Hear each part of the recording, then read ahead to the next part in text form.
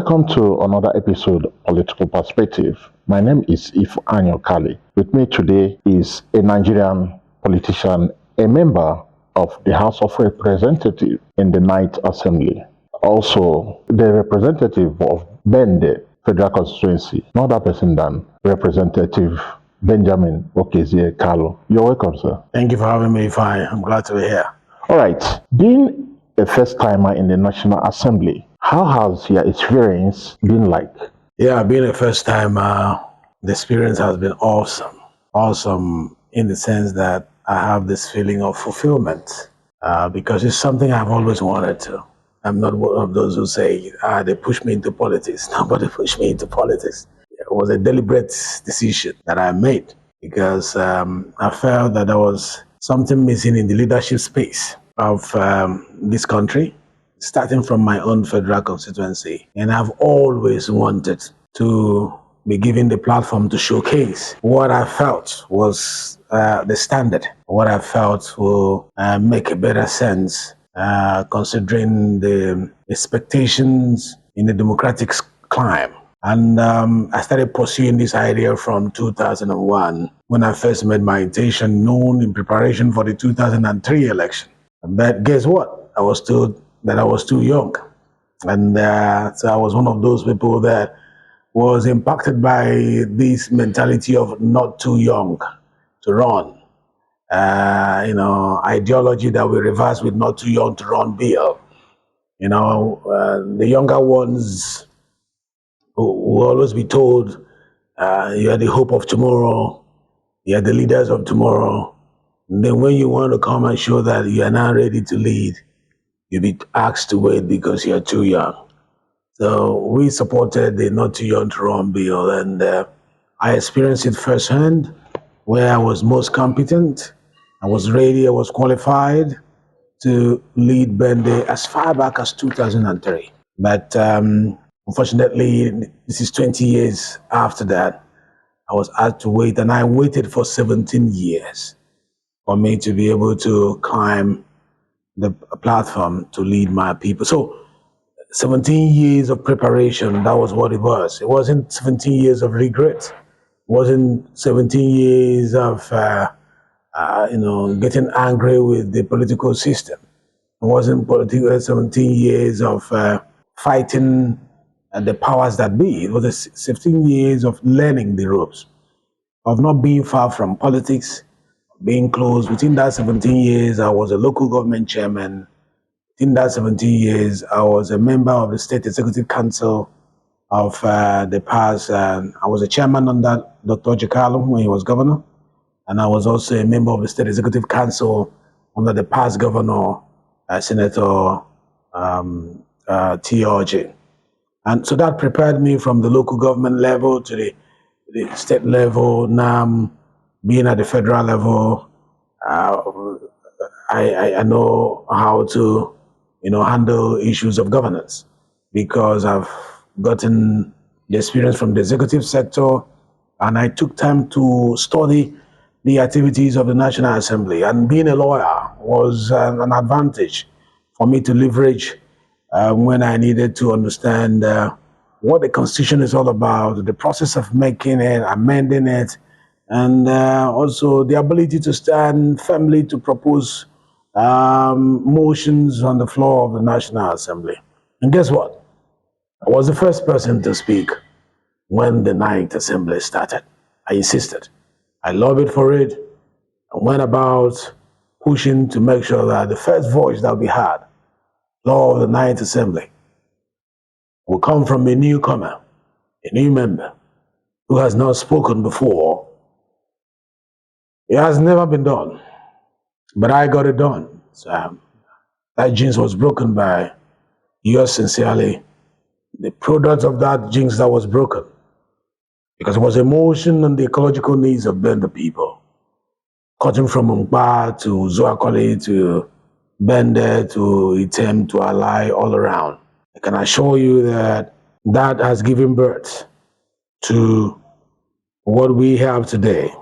A project that, if you quantify it today, it's worth over 5 billion naira, located to solve located at Mba to solve the ecological problems. So, experience from the first day, I started making myself visible. That's the secret. I knew I had the content. I knew I was prepared. I didn't want to take the back seat. Took the front seat. Luckily enough, being a spiritual person, I knew where the pendulum was going to swing with regard to who is going to be the Speaker of the House. So I was the one who called him. He didn't call me. I called him at the presidential villa when we were having a meeting with Mr. President. First time after becoming candidates of the party. And I told him, you are going to be Mr. Speaker. He said, how do you know? I said, I know. And I want to work with you. That was before he declared his intention to run for the speakership of the Ninth Assembly. So I asked Femi Gbajabiamila to work with me towards his becoming the speaker. It wasn't the other way around. He didn't lobby me. From then, I went through the whole country with him. I wanted to build experience and how to campaign for the position of the speakership of the House. Because one day, I would like also to be the Speaker of the House of Representatives. So I gathered a lot of experience following him and trotting the entire map of Nigeria. And I think it was then that they observed that in this burning sun lies the content they have always been in search for. And so when the duty called, I was asked to be the chief defender, the chief image maker of the Ninth House of Representatives. A call I boldly took, position I boldly stepped into. The rest is for you to judge whether or not we have tried our best in meeting the expectation of Nigerians with regards to transparency, with regards to bridging the gap between the public and the parliament, with regards to enhancing participatory democracy through the instrumentality of the various platforms that have been provided by this fulcrum of democracy known as the legislative arm. The opaqueness that existed prior to Ninth Assembly on the activities of the Ninth Assembly of the House of Representatives has been cleared. People can now see through the activities of the Ninth Assembly. And we created platforms for that, one of which was my innovation to create what is today known as the Grain Chamber Magazine, a platform created that was not in existence before my arrival to tell our stories by ourselves.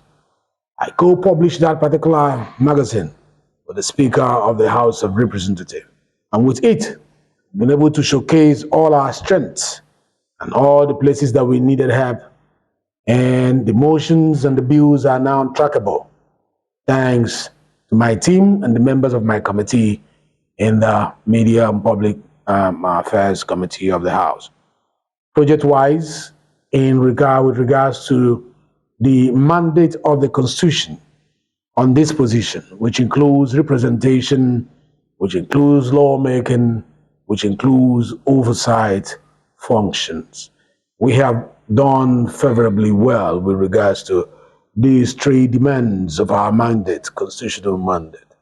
We've been able to, through representation, analyze the needs of our people and highlight them before the parliament, seeking solutions to block all the gaps created by the hydra-headed needs of Bender Federal Constituency.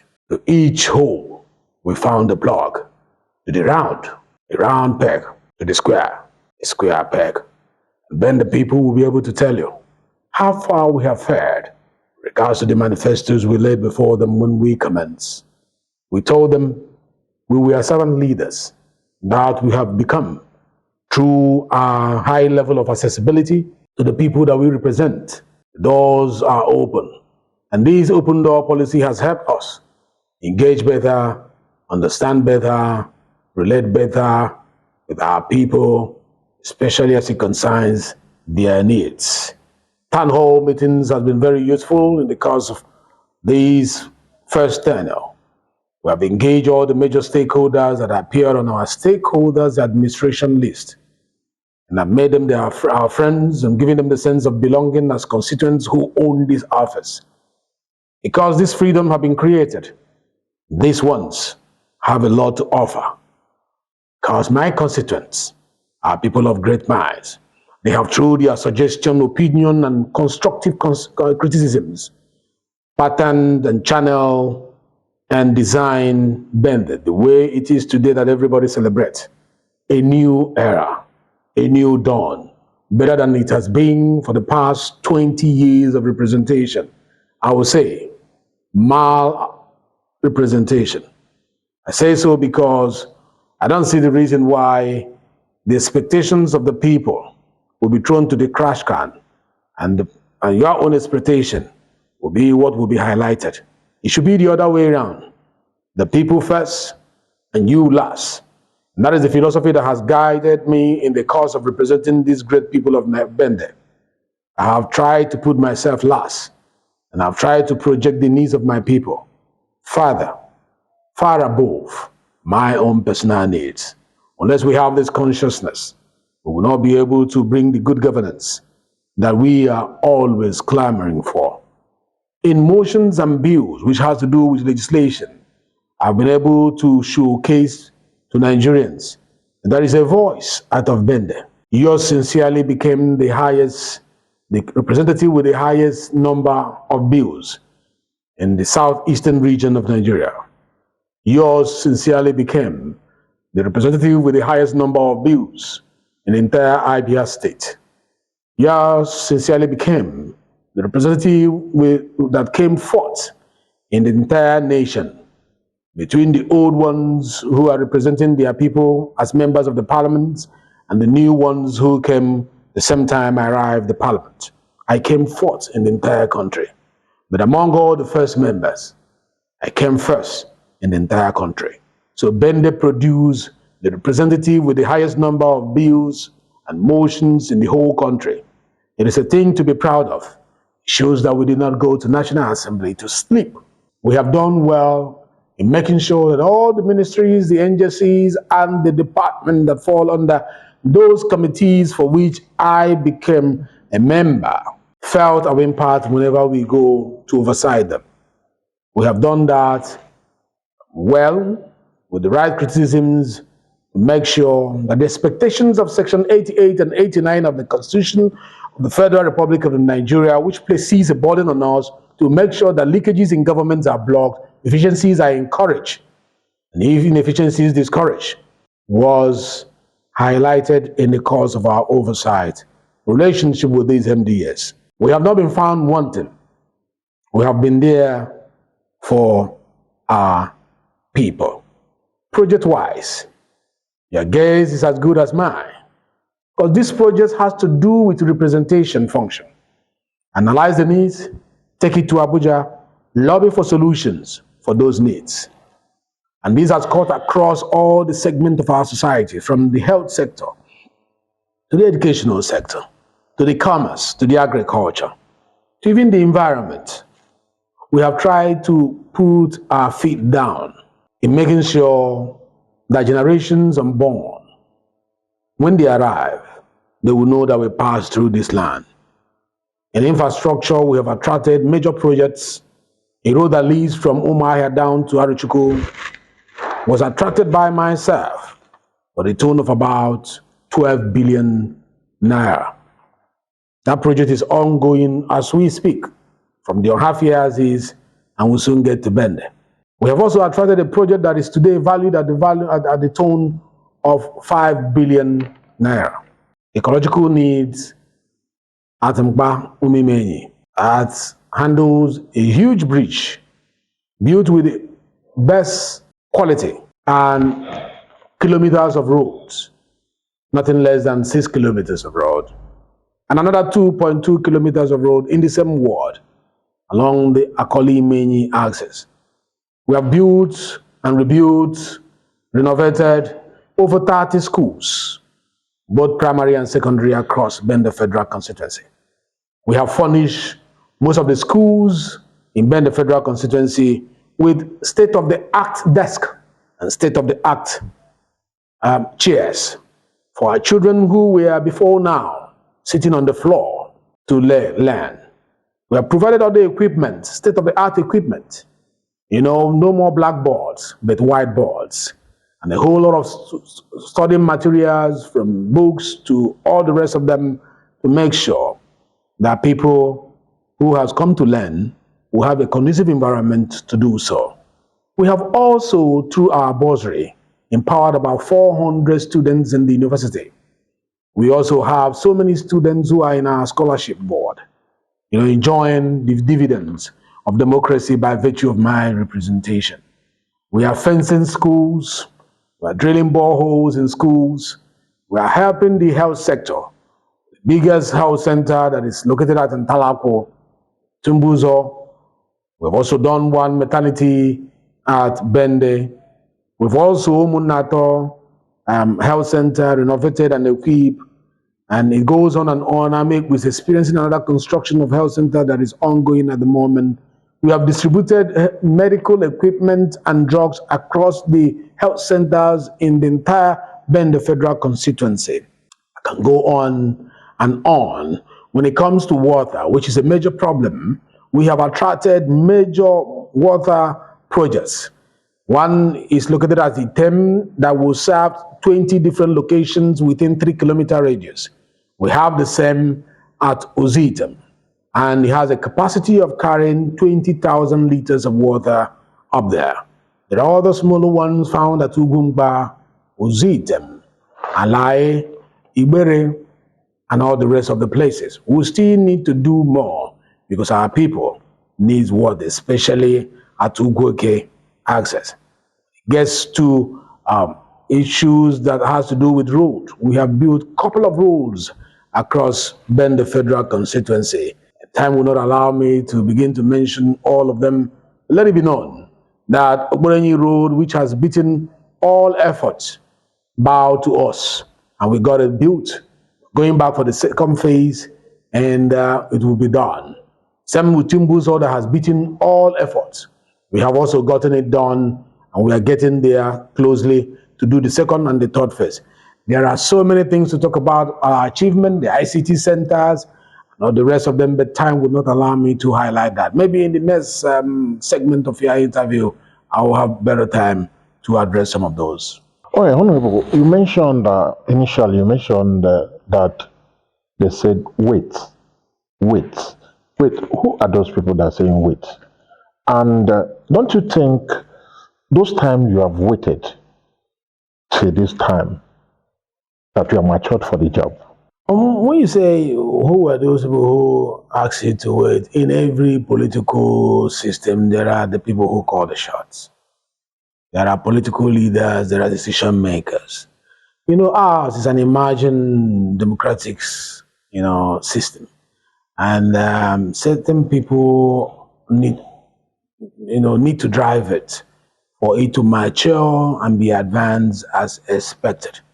So those decision makers are found in almost all the political wards of the Bende federal constituency. And they have a leadership forum. So where they gather and they say, no, it's your turn, it's no longer your turn. We are rotating it, or you're too young, wait a little bit, you still have some time, let's consider. It's seen as an imagined, not that it is ideal, not that it is the best practices all over the world, no.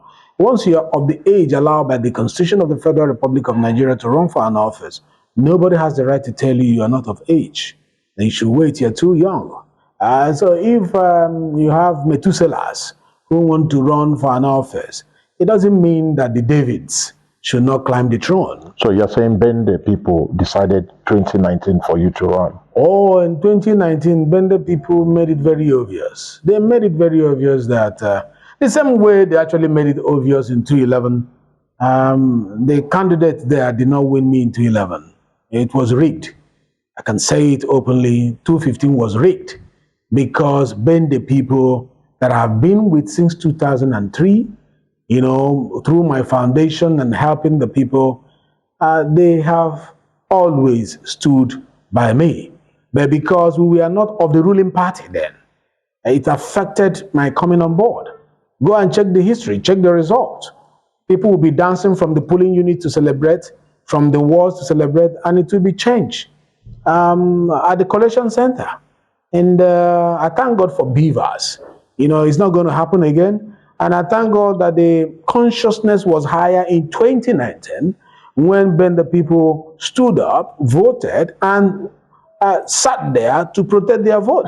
And that was why the difference was very clear that this is the man that Ben the people have selected to represent them. All right, recently your foundation extended an invitation to President General, that's the PGs, traditional rulers, spiritual leaders, women, youths for a meeting in January 14th. What agenda is the dream focus on? Yeah, let me also make it open that that date may no longer work. It may no longer work because it's a moment of campaign and everything is seen as political.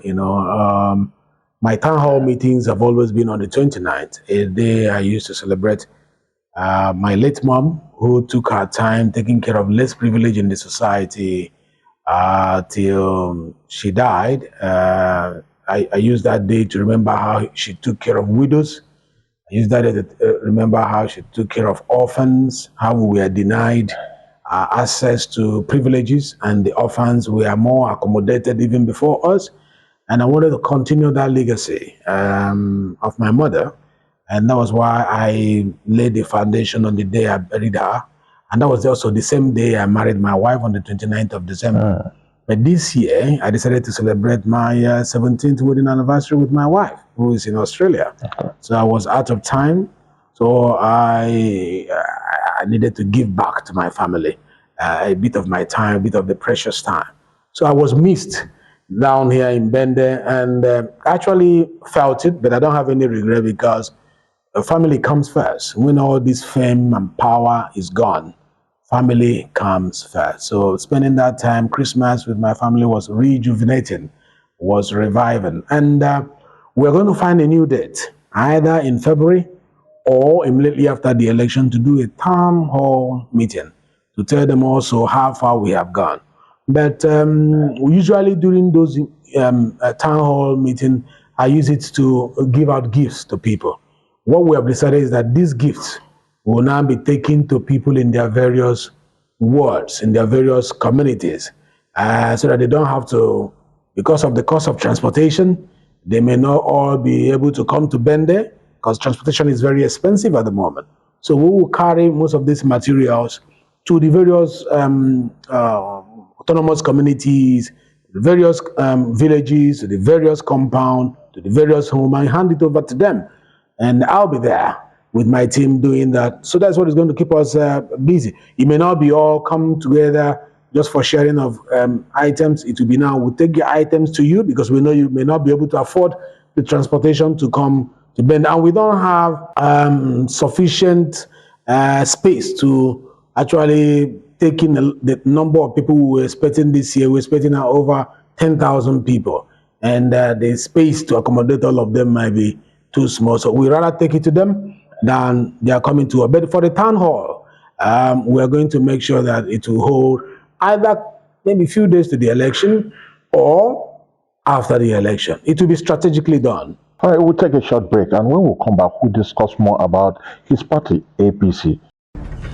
ABN is at it again. It's time for the Revisible and Political Leadership Project evidence in Nigeria. Get ready for the most detailed online TV and radio program tagged Operation Show Your Project. Operation Show Your Project. Showing every Thursday 11 a.m. on ABN TV and radio. Operation Show Your Project is the authentic platform for all elected and appointed leaders in politics at all levels to showcase their accomplishments within the period in office. For project documentation and production, contact us today on 0816-634-7017. On 0816-634-7017. Operation Show Your Project comes up every Thursday at 11 a.m. on ABN TV and radio. Be part of the testimony.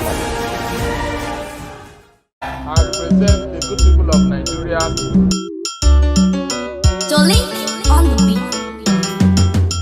Ebe kanga bianyaka, ebe kanga bianyaka, ebe kanga bianyaka, ebe sere asisa. Ebe kanga bianyaka, ebe kanga bianyaka, ebe kanga bianyaka, ebe sere asisa. Makane kele dike na komere me yeme kwoso ndi bende obro nezinu. Ebe sere asisa. Asimeke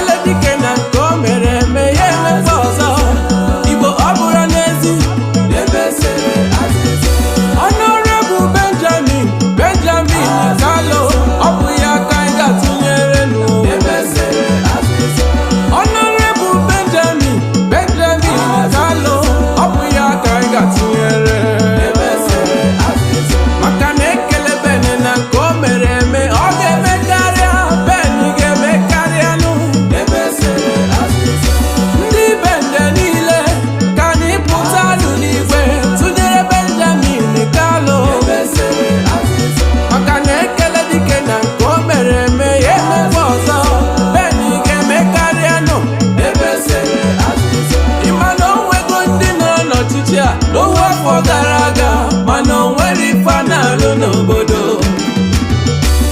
Ndị ọzọ nọgo n'oche ọchịchị owe afọ gara aga na bende Federal Constituency ka m na-ekwu okwu ya.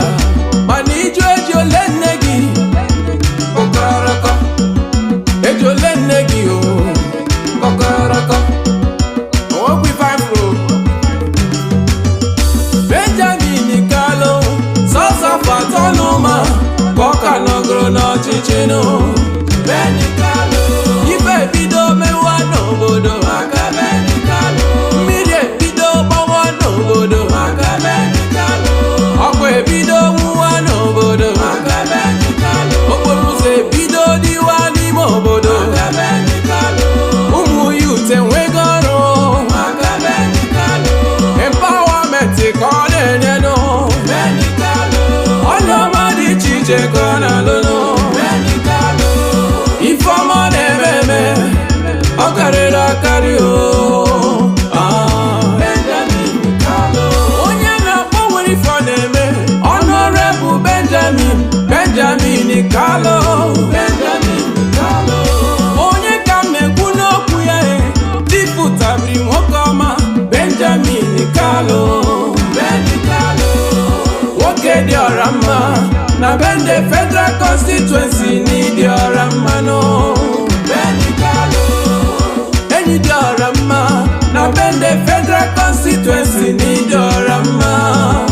Beni Kalu ala bende niile ka anyị jiri votu anyị kelee Beni Kalu maka ọchịchị ọma ya n'afọ atọ ndị gara aga nụ. Benjamin Kalu maka na ekele dike na nke o mere eme ya emekwa ọzọ ndị bende ọ bụrụ n'ezinụ.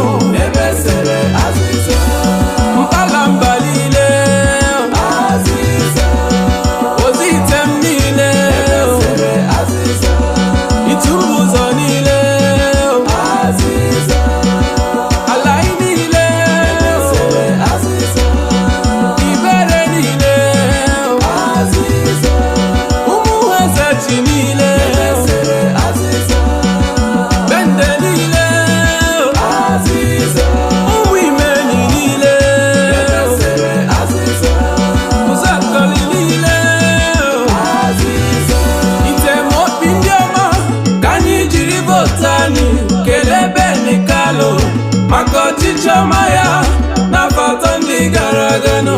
Ebe sere azịza. All right, welcome back. Still with the spokesperson of the House of Representatives and the Chairman House Committee on Media and Public Affairs, Rep. Benjamin Okezie Kalu. Sir, you won your party ticket for the second term as a member of the House of Representatives. This speaks to a sterling performance in the last 4 years. What are those things you are proud of achieving since election in 2019? Thank you very much. Like I've mentioned severally, we have carried the mandate of the Constitution to the letter. We'll try to be present, visible, in making sure that when it comes to lawmaking, we got to the first position in Abia State and in the southeastern region. The records are there. When it comes to representing our needs before the National Assembly, my manifesto captured it very well, and we have also followed that roadmap laid down by the manifesto to bring down the dividends of democracy to our people. We have distributed these dividends of democracy, around the entire bender without any discrimination. The South did not gain more than the North did not gain more than the South. And we try to strike balance all time. When we find out that it is tilting towards one area, we'll try to get the next one to balance it up. That has helped us to create what looks like a balanced distribution of projects. We have also made sure that when it comes to committee oversight functions, that we participated fully around the Federal Republic of Nigeria. So my joy, what has gladdened my heart is that what I wanted, the gap I wanted to bridge through efficient leadership, that I did not fail myself, neither did I fail my family or my people, and especially the household of faith, the Christian faith, which is my major constituency. The Bible says when the righteous is in authority, the people rejoice. And I belong to the family of the righteous. And I believe being in position, there should be joy across Bende. If I would like you to go and ask whether or not my people are mourning or rejoicing. I can tell you to the glory of God that the people of Bende are full of joy because they've never seen it like this before. And only God made it happen. I'm sure my party must have seen my level of acceptability, or acceptance, my level of acceptance among my people that convinced them to give me the ticket again, to keep holding the flag of APC in a PDP state. Abia is PDP, but Bende is in and out APC. Well, in 2015, 2019 precisely, your party, APC, with some of the investigations and some things we learned from people, were saying that APC in 2019 was so strong, while what is happening in 2022 to 2023. Then another thing, they also said that APC is in Abia North. So we want to know why all this. Yes, APC is in Abia North. First, I must say that the life of APC in Abia is in Abia North. Remember that it is only in Abia North that you will see about 3 state house of assembly members. It is only in Abia North that you will see 2 members of the House of Representatives, and it is only in Abia North that you will see all these numbers I mentioned to you in addition to a senator. And when you come to breaking it down, in Abia North, you have the minority leader of the House of Assembly from Abia North. You have the spokesperson of the National Assembly, House of Representatives, in Abia North. You have Deputy Chief Whip of the House of Representatives in Abia North. And then you have the Chief Whip of the Senate in Abia North. Why so not, this is where... Okay, why not extend most of this into some other parts of Abia North, like Abia South, Abia Central? In politics, it is the more you work, the more you are rewarded. We worked hard in Abia North. In fact, you were here when we were campaigning in 2018 and 2019. You saw we did not sleep. We were not comfortable sitting at home and sending our boys to go and do the job. We went by ourselves. We went and knocked on every door. We preached the message of development, and we made the people to commit to us since they know our antecedents. And they committed to us, and they have no regret. And that is why APC is going to sustain the leadership of governance in Abia North, because we did not fail them. All the promises we made to Abia people, from the Senate Chief Whip to the House of Rep, Deputy Chief Whip, the spokesperson of the House, to the minority leader of the House, we kept to our promises. So if other parts of the state want to become like Abia North, they should also be ready to work the way Abia North politicians worked, in unity, in understanding of what politics is all about, in respecting one another, and also in being transparent in their dealings with issues concerning our party. Party loyalty is key in Abia North. It's either you are in or you are out. You cannot be half in and half out. That helped us in 2019. I pray that in 2023, it will play a role again in Abia North. And I'm hoping that the party gets stronger in the south, and it gets stronger in the central, especially now. It appears that what INEC has published is a candidate from the central.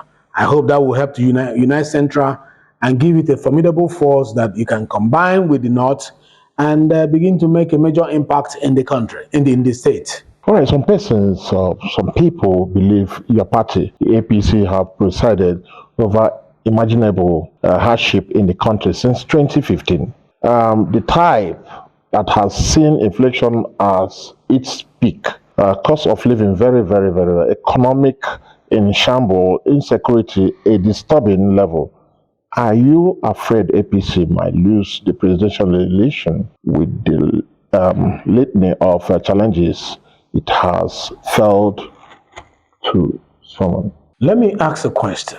In 1999, were there any issue you mentioned now that was not in place? People were complaining of hunger, people complain of insecurity, people complain lack of job, people were leaving the country, and all the rest of them. It increased as the days goes by. In 2003, there were so many complaints during the campaign. In 2007, it did not get down, it increased. It has always been there. But our own situation is unique. I say it's unique because after 16 years of being in power by PDP, the foundation that ought to have held the country stronger was destroyed. So when we arrived, instead of building on the bricks laid to strengthen the foundation of the country, we started excavating and relaying these foundations. Ordinarily, we're supposed to, cruise on what had been achieved by the previous government. We met a country that needed so much help. And at a time when the oil price dwindled to almost zero, Nigeria was sliding into recession and pulling back to their feet and going back again. This particular government have tried so much. In view of the fact that from 1999 to 2015 that you are referring to, there was no COVID. There was no global epidemic that took place that scattered every projection, social projection, political projections, economic calculations all around the world, not only Nigeria. Major nations of this world are still recovering from them. United Kingdom inclusive, America and Canada and Australia inclusive, Germany, France inclusive. But have we tried a lot to weather the storm? The answer is yes. Through so many strategic means, this government has tried to steer the ship with the right focus. I bet you if this government of President Buhari was not in place, the ship would have capsized long before now. The issue of insurgency, when you talk about security, was not given birth to under the administration of President Muhammad Buhari. You are well aware that it was there even during President Obasanjo's time, but escalated due to the impact of this hunger created by COVID. Many people lost their jobs and now embrace vices to the society, embrace criminality due to the hardship, which was not by this government, but by a global pandemic that nobody planned for. But this country was one of the countries that managed the pandemic better than even Western world. I commend a whole lot of the giants who played a role in making sure that Nigeria survived very well through the pandemic. So I am not saying that we have gotten it all well and all round and sorted. I know there are still gaps, but considering the unique situation we found ourselves, if the question is if we have tried our best through various policies to manage them well, the answer is yes. Are there some places we didn't get it right? The answer is yes. Is there room to make it better? The answer is yes.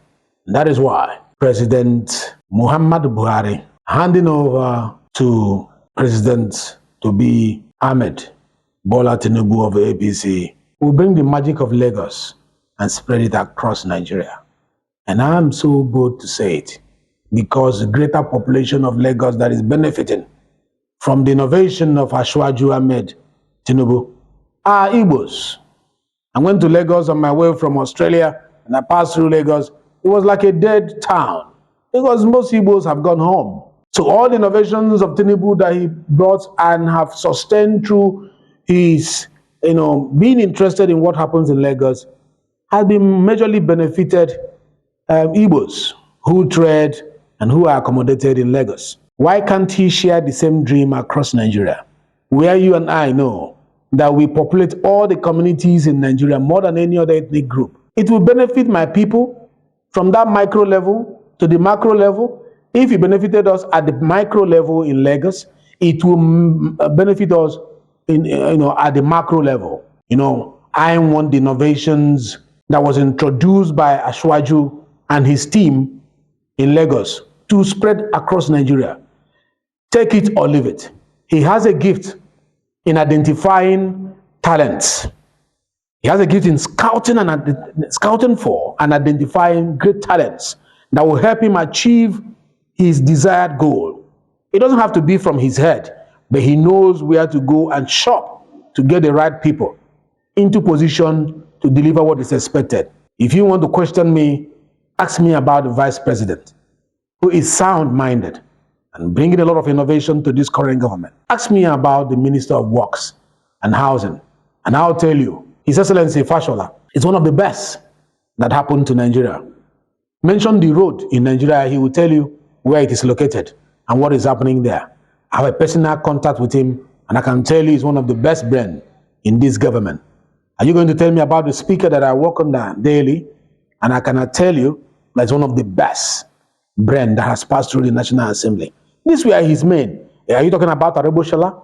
Are you talking about Lai Muhammad? I can go on. What of the budget DG in the country? He was an Igbo man who did the same work in Lagos, and he worked for Lagos. He is now at the national level, handling our budgets in the country and steering the ship so that we don't fall into the ditch. Just imagine when we transform Nigeria as Lagos. Lagos will no longer be the center of excellence. Nigeria will be the nation of excellence. So APC has what it takes to win the next national election. And I'm moving on boldly to make sure that the people of Bende will not waste their vote. There is nothing to say, I must vote here, whether he fails or he wins, I don't care. You should care. It's politics. Politics is about interest. If you waste your vote, you have wasted your interest. I'm able to present to Mr. President because I have the result of what Bende voted for him. I'm able to talk to my party because I have the result that Bende voted APC. If you vote another party, how will I attract the roles I'm attracting? How will Dr. Kalu attract the role that is attracted? How are we going to have a loud voice before the National Assembly if the vote for our party is low? How can we approach Mr. President and say we deserve this? It is through this vote that we'll speak. You are going to speak for the roles you need through your vote. You're going to speak for the number of federal appointments you need through your vote. You're going to speak for the number of federal infrastructures you need through your vote. Don't waste it. Don't tell me, if he's passing, let him pass. I will cast my vote. If he passes, let him pass. If he doesn't pass, let him. As long as I'm concerned, then the people will invest their vote. We will not waste our vote. And we're going to invest it where greater dividend will come back to Bende. And that is where Ahmed Bola Tinubu stands. Is where we are going to stand. For greater number of roads, greater number of schools, the federal institutions that we have projected to bring into Bende, that we have passed the laws, this is the man that is going to make it happen. I have never misled the people of Bende, and I'm asking you to stand by me because APC will bring the dividends of democracy to Bende Federal Constituency. Honorable, you are from Igbo extraction. Many Igbos are yearning for Igbo president from Igbo extraction, like the Peter Obi and others. Now, you talk about Tinubu. So why didn't you go for an Igbo man as a president? I'm a party man, a strong party man who stands for what I know is the best for my people. Not sentimentally, not emotionally, but realistically. Tinubu fights for the interests of Igbo man. If not so, the GDP of Igbo people in Lagos wouldn't have increased from the time he became governor till now. Go and check the record. The GDP of a common Igbo man in Lagos increased through the innovation of Governor Ahmed Tinubu when he became governor. Because his innovations that he created, Igbos knew how to use that innovations for their own benefit. And that has raised so many millionaires and billionaires of Igbo extraction in Lagos. Go and check the record. Is it in real estate? Is it in commerce? Mention it. Igbos have scored high because this man brought innovation that helped them to empower themselves forward. The only man who took it upon himself to appoint Igbos into his cabinet. And the only man that when the opportunity was given to him to provide somebody that will occupy an agency as big as national planning and budget, that is the planning of the country, he didn't give it to a Yoruba man. He didn't give it to a Hausa man. He called my brother, Ben Mwabeze, a great mind, a sound mind, a God-fearing man, to occupy that position. And he has, ruggedly held that position for the benefit of Nigeria, through thick and thin. Who scouted him? No Igbo man scouted Ben Mwabeze. It was Tinubu that scouted for him, and he put him there. Igbos have one of the most important positions in this country, and that is Ben Mwabeze. Ben Mwabeze is the one who runs the budget of the country, who decides what goes where, who tells you this is right, it will go here or it will not go there. And an Igbo man is the one who is in charge of that, appointed, nominated, supported, projected, showcased, scouted by Ahmed Bola Tinubu. Let me tell you this. Igbos deserve to be the president of Nigeria. Nobody should deny that fact. I will always stand for an Igbo man. But the Igbos must know that becoming the president of Nigeria is not just with the Igbo votes. You need more than the Igbo votes to become the president of Nigeria. That's a fact. So what do you need?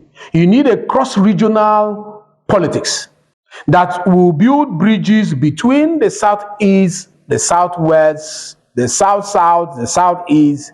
That will be the bridge to the northwest, northeast, north central.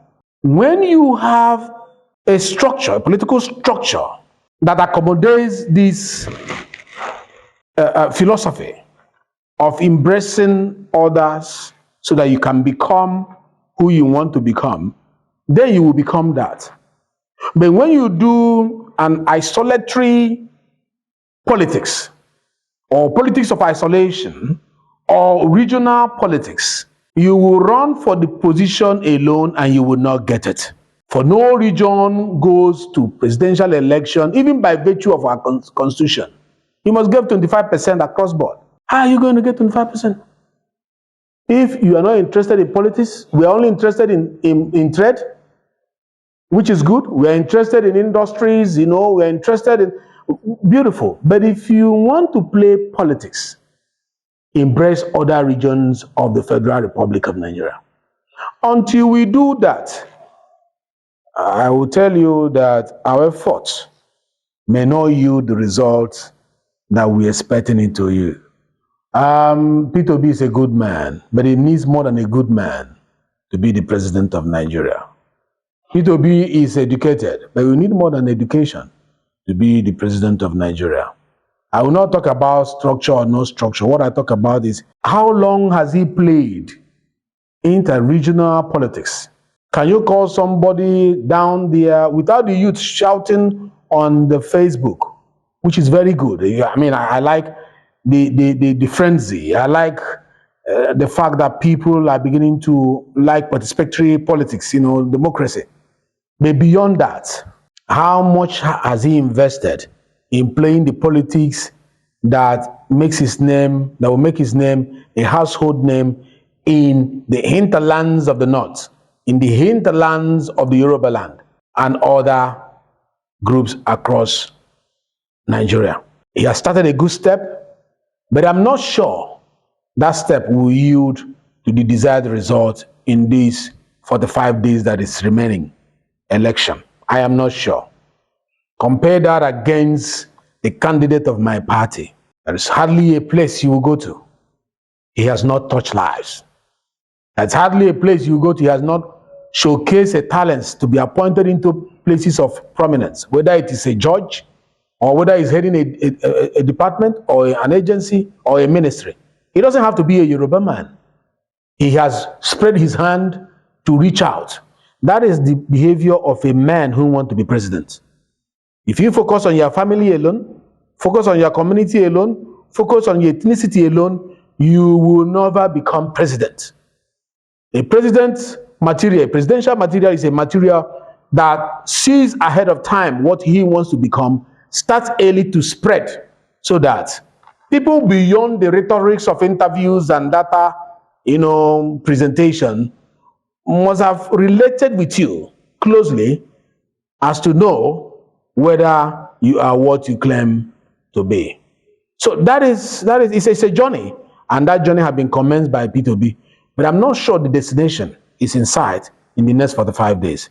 I think the destination is more in sight for Bola Ahmed Tinubu as the president of Nigeria come 25th February 2023. Many may not like this, but you know me, I have always said things the way I feel they are. You are free to have your opinion, but my opinion, through my own critical analysis, is that Obi is a great man, he's a good man, he's a sound man, he's not corrupt, he's a decent man, all the good things. But the type of politics that have been played prior to his emergence is not as enriching as it ought to be. And to drive the harvest of votes from all over Nigeria to make that dream come to pass now, I doubt. But the journey, he has commenced it well. Like what Nigerians are saying about the health of the APC candidate, presidential candidate Bola Ahmed Tinubu, that he is not strong. But though he has come out openly and said, I am healthy, I am strong, but so people are not comfortable with such response. So to you, being a president of this country, don't you think you have to be healthy? When we had our President Muhammad Buhari running for election, this same news was out there. Everybody said President Buhari was not going to survive the office if elected. But I have walked beside him when he visited Ebonyi, side by side. The picture is there. He was looking stronger than myself, who is far younger than him. He was marching with his shoulders higher than the soldiers that we have currently. He was marching with speed, without any assistance. That was the same man that was categorized as a man who was dead, categorized as a man who will not last in office. Let's forget about all those. Everyone can fall sick and get well. The question becomes, how many among the candidates have toured around the various constituencies and states, held more meetings, held more rallies than Bola Ahmed Tinubu? How many? If he's sick, he will be at home. He's holding meeting in London. He's coming back to hold meeting in Kano. The following day, he's in Kaduna. Next tomorrow, he's there. And that is the man they are saying is not well. And you and I, who is well, will run around one city of Umahia and you are tired. You don't want to go to Okigwe because you spent your day in Umahia yesterday. He is fit to do the job. We're not sending him to a boxing ring. Remember, he's not going to box Mike Tyson. We are sending him to use his brain to harness. What is leadership? The ability to harness available resources, human and material, to achieve a desired aim. That is leadership. Does he have the capacity to harness human resources? Yes. Material resources? Yes. The evidence are there. He did it in Lagos. He's a man of means. He's a man of material. He knows how to keep material, harness them, invest them, get a greater yield. He knows it. He knows how to pick the quality men that will run the various offices. He knows that. It is there. The record, they are there. And I can tell you, he will sit in that office and he will give young men and young women duties like he did in his government. And he will monitor their execution and make sure that they are well guided for national interests, for national cohesion, for peace, prosperity, and the progress of this our nation. I give it to Ahmed Bola Tinubu that among those who are running now, he's the most well-rounded person to get this job done. Remember, as a man of means, he's not looking for private jet to buy. He's not looking for houses to build. He's not looking for money to enrich himself. He's willing, waiting to bring the innovation that he, tried in Lagos. into the Federal Republic of Nigeria. And if you worked in Lagos, it will work in Nigeria. If you work for Lagosians, it will work for Nigerians. Tinubu's magic does not discriminate against other states. Let's experience this Tinubu's magic across Nigeria. And I'm sure we'll be glad we did. All right, let's come down still to your party in this state, Abia State. Your party at the state level is, I would say, dangerously fragmented in a manner that has weakened its structures. How confident are you that it will give the ruling PDP a run for its money in the upcoming governorship election? Where are you seeing the presence of PDP currently? I'm sure what you're asking me is a rhetorical question. No. If It must be rhetorical because you, as a journalist, you know that the presence of PDP is nowhere. As we speak today, the presence of PDP is nowhere with regards to the governorship position. You know it, and I know it. You know that it's a quagmire. I don't know that. If you don't know, then you're not an investigative journalist. No. See, I expect investigative journalists. The party PDP, the recent governor, in Abia State here is from PDP. And if you check PDP in Abia South, PDP Central, but Abia North, they say is APC. So now, with what is happening in your parties in state here, how do you think you will win the governorship election? You know, I know you as a very intelligent journalist, but I'm surprised that you're not applying your mind of mathematics well. How? You've already said that we already have one going into the election, which is Abia North. And you know that PDP, you said my party APC is dangerously fragmented. How do you describe the fragmentation that is in PDP? If ours is dangerously fragmented, what adjective are you going to use to describe the one that is happening inside PDP? You are free to feign ignorance. But the truth remains that if there is any word that is beyond dangerously as an adjective, that is what you should use in describing the fragmentation that is currently existing in PDP. There are people are in a state of confusion, and you know it. I will not go into details, but with a solid Abia North and the worse than dangerously fragmented PDP Abia South and Central, we can grab another state easily, another senatorial zone easily to add to our comfort zone. Because remember, when you say it's is divided, there's a fragmentation in PDP. It means that the 2 is no longer equals to 2. The 1 plus 1, South plus Central, is no longer equals to 2. The fragmentation has divided the addition. So which means there are free electrons navigating around the axis, and covalent bonding could take place between the North and either the Central or the South to deliver us in the coming election. So I am confident that APC, just like any other party which has its issues, will sort it out as quickly as possible in the next 15 days. Excuse me, so that we can have solid 30 days of trotting around the state and pushing the agenda as a unified body. I pray that there will be a reconciliation soon that will embrace everybody's interest, and then we can go as a body to get it. Nobody can do it alone. You need the input of all the stakeholders. If anybody tells you I have a magic wand somewhere, I don't need this person, I don't need this person, I can do it alone, you will fail. You are going to fail, and there is no second chance after you fail. So it's better for everybody to come together, forget their pain, forget their anger, come together, apologize to one another, hug one another as a party, and move on. Everyone is relevant. Don't think you're more relevant than others. And those who feel important also, don't think you are not indispensable. People can drop you and still achieve their ambition. As simple as that. And if they achieve their ambition without you, I mean, you have lost out. Okay? In your circle of those that you work with. The same thing for those who feel, you know what, I am all important. I must be included. No, who said you must be included? So we need each other, give people a sense of importance, embrace each other.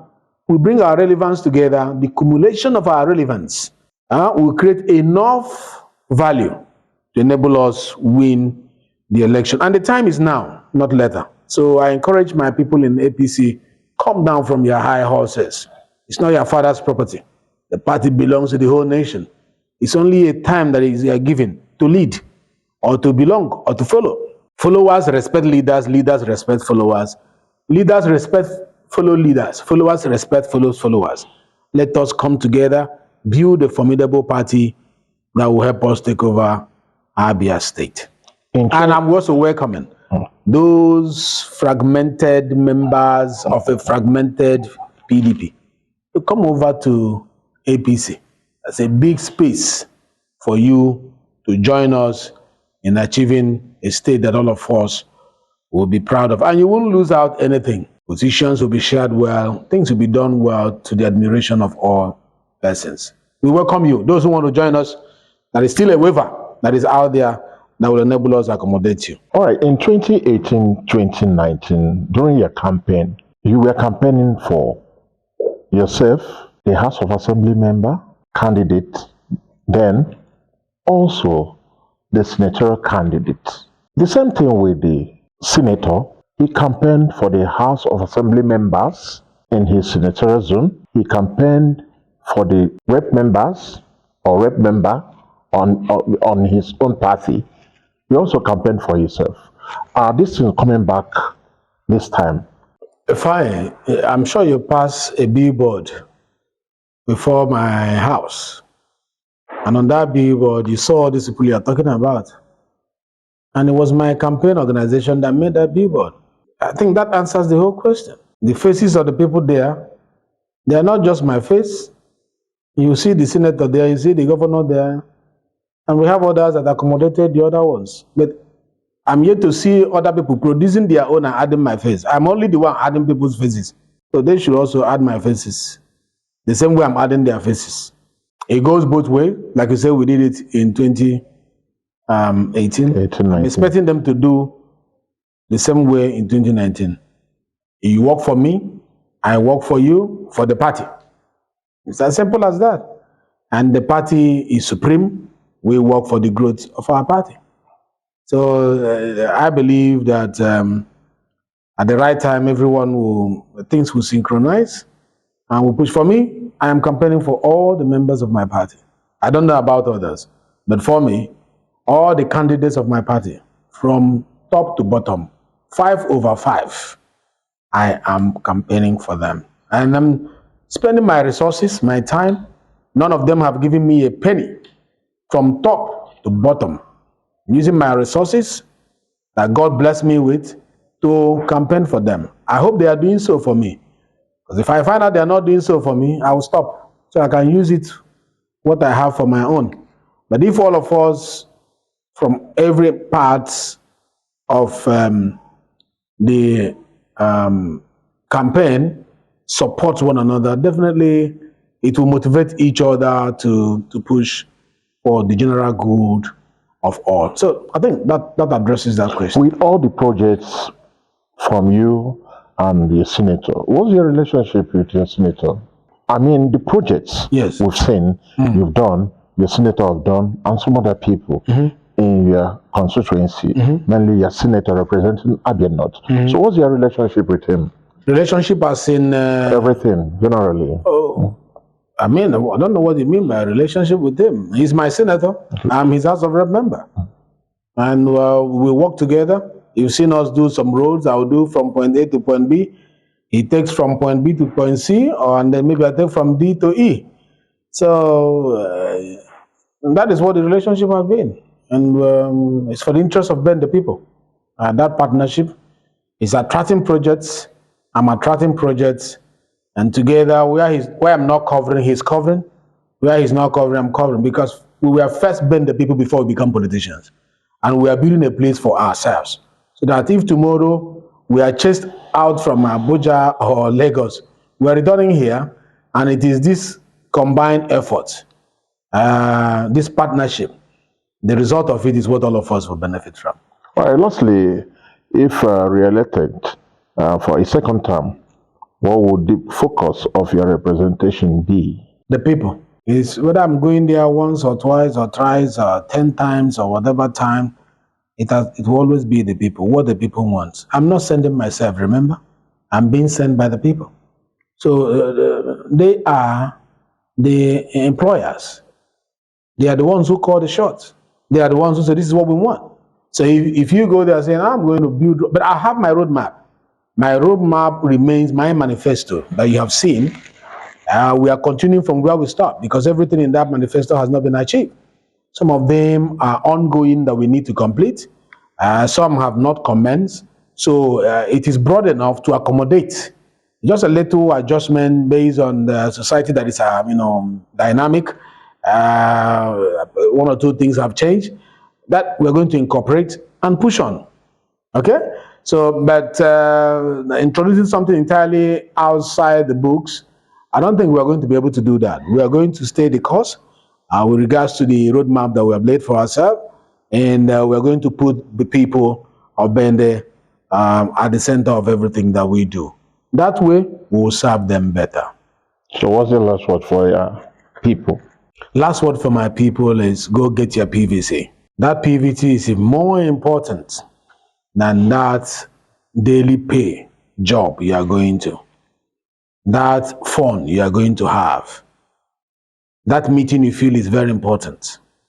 Take you minutes to grab your PVC. And when you do, spare 25th of February as a day you add your voice towards the development of Bende.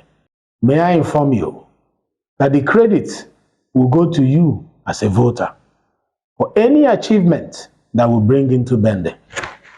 Your conscience will prick you if you ignore this call, abandon your PVC, or ignore the day of election.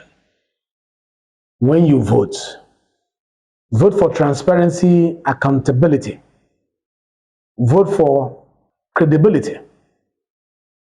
Vote for competence. Vote for courage. Vote for Ben Kalu, a man who has come to serve. A man who says leadership should not be about myself and my family. That is about you and your children. I will repeat what I have done in this first tenure. In the second tenure, and much more. Because I've known the route, the dividends of democracy. Send me again, and the harvest certainly will be plenteous.